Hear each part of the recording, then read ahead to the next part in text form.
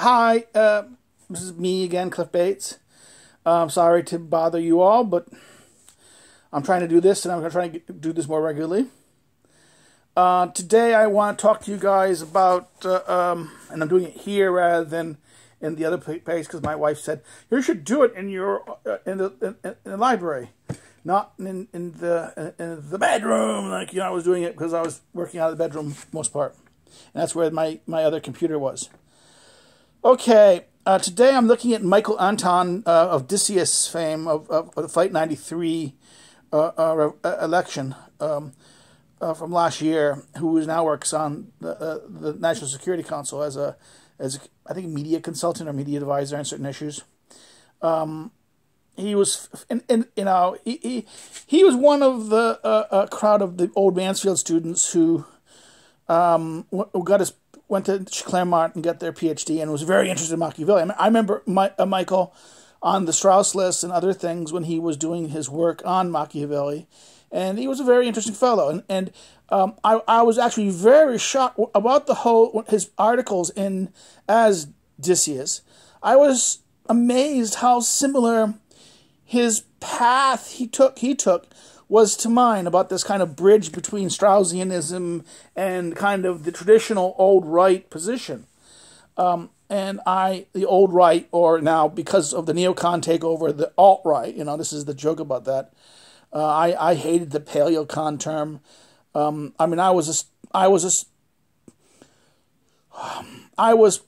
I grew up in the late 70s, early 80s. So when I became an adult and in university, we were the children of Reagan Revolution.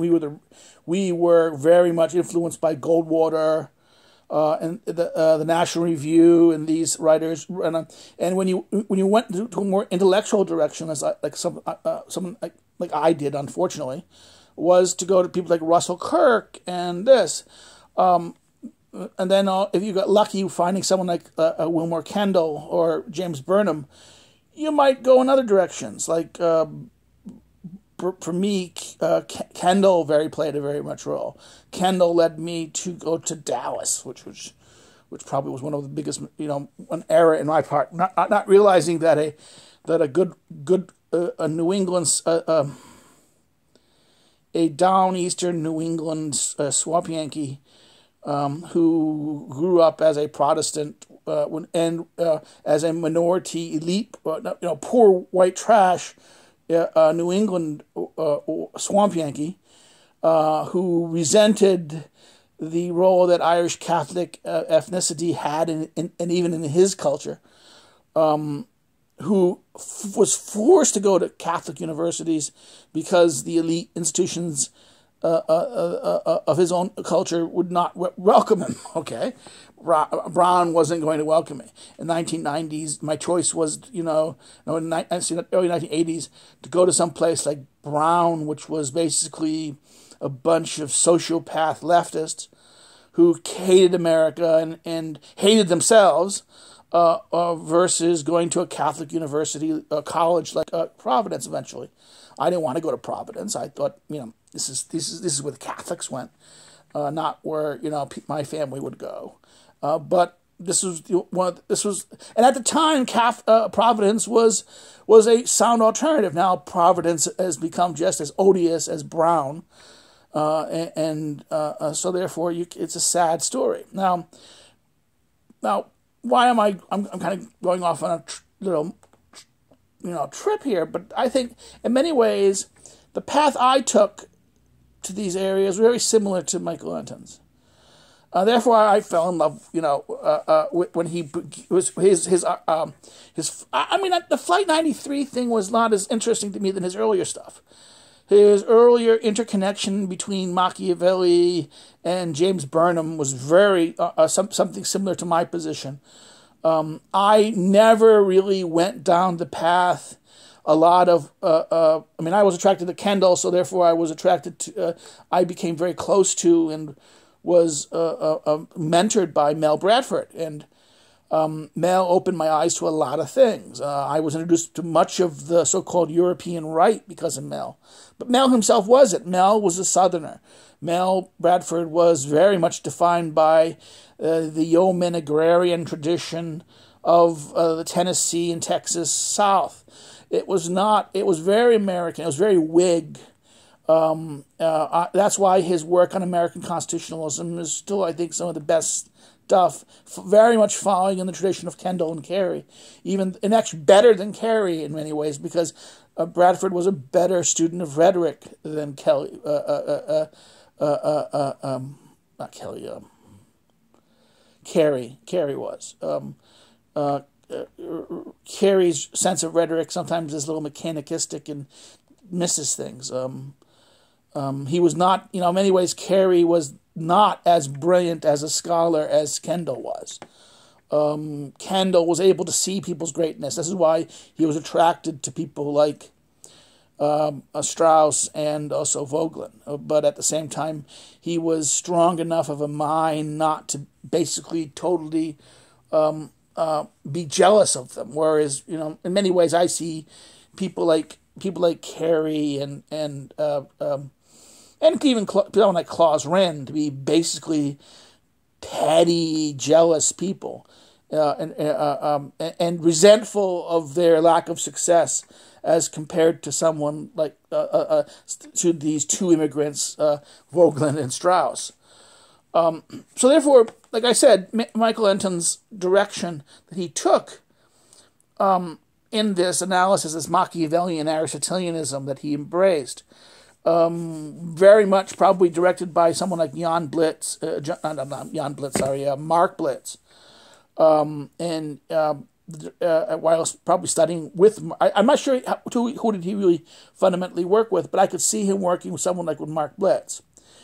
And Mark Blitz is very much similar to one of my heroes in classic scholarship and Greek scholarship and regime analysis, Kahn's Lord. So again, this is why his 2006 book, The Suit, is a real laugh.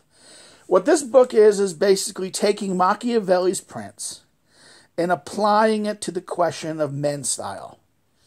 He takes the whole structure of the Prince, and what he does here is he basically takes the question of male style and apply it. Now, this is very similar to the so-called Machiavelli model phrase, that Machiavelli became the basic instrument to do all sorts of things, like people talking about power, talking about management, Machiavelli school, blah, blah, blah. Well, he's in many ways, what Anton's doing is taking the piss, and using the British expression, on that kind of approach to looking at these things.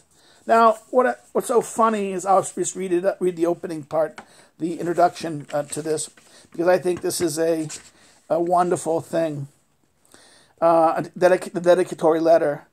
Nicholas Anton Gavini to John Elkin.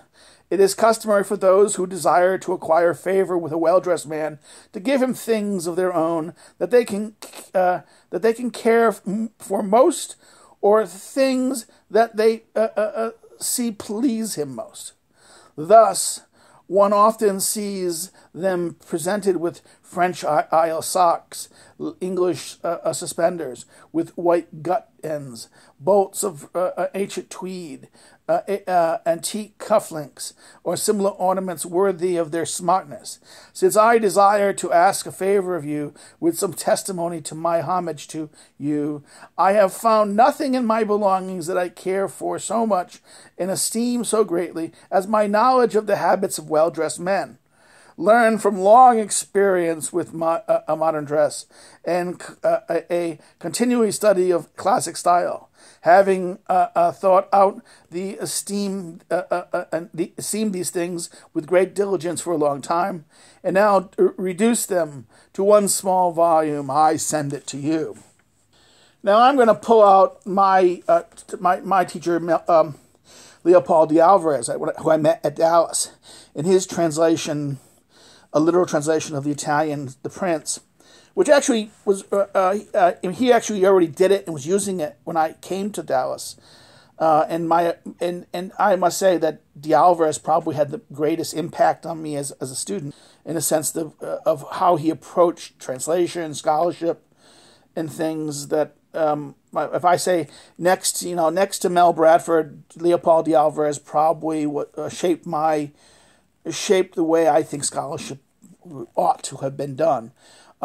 It's a shame he does not publish more. His what he has published is outstanding. His little Machiavelli Enterprise is a classic, and I would recommend it to everyone. He's working on a Plutarch. I suspect, right now he's a widower, and he's retired from teaching full time, and he's dedicating himself to his letters and his dogs. He jokes about. I really hope eventually someone will grab, anyone who knows the story about the Machiavelli book knows that if it wasn't for Larry Arnhart grabbing the text from with the help of his wife and taking it to the publisher, it would never have seen day. So I hope that his son will take many of his texts and find a publisher and show them. I suspect his notes alone on the Prince, on the discourses, his translation of discourses, I hope should be out. It probably won't be because he's too perfectionist. His notes and his thoughts on Plutarch are going to be very definitive and very because I remember the courses I took with him on Plutarch. I didn't take a lot. I just sat in the course, and I was just breathtaking. But again, I'm talking about his Prince, and why are we talking about this? Because Anton's using the Prince. I'm going to talk about the Prince a little bit, just to joke with Anton a little bit, because I think you can see the playfulness of what Anton's up to when you look at what Machiavelli says. And that is, usually in most cases, those who desire to acquire grace before a prince make themselves come up to him to meet him with those things that among them are held most dear, or they see delight in him most, whence one sees them many times being presented with horses, arms, gold, cloths, precious stones, and similar ornaments worthy of greatness.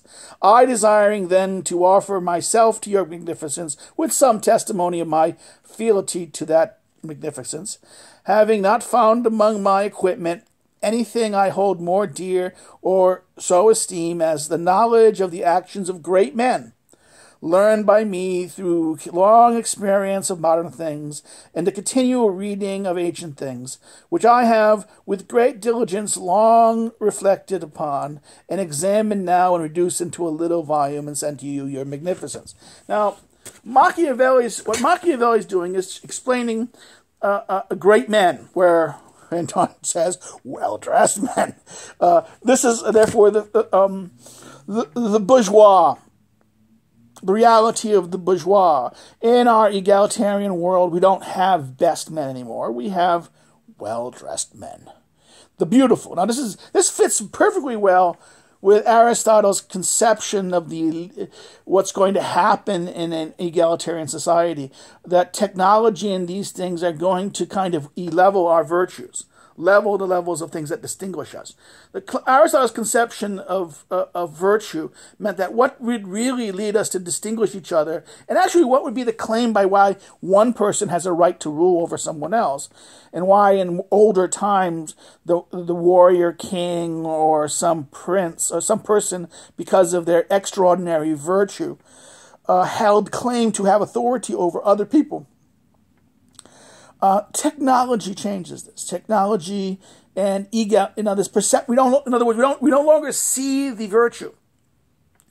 We no longer see that person possesses much more virtue than we have, and because we can no longer in other words, the other person's claim to virtue, that them being better than us, is no longer obvious to us, and because that is the case, because their excellence is not so obvious that we can simply see it, we think we assume that therefore they're not, we don't respect their claim their claim of virtue over us anymore.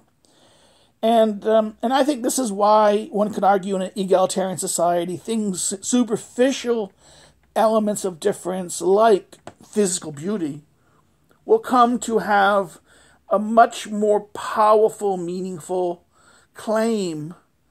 Now this is, oh my God, you're saying like beautiful people? Yes, beautiful people will. Why?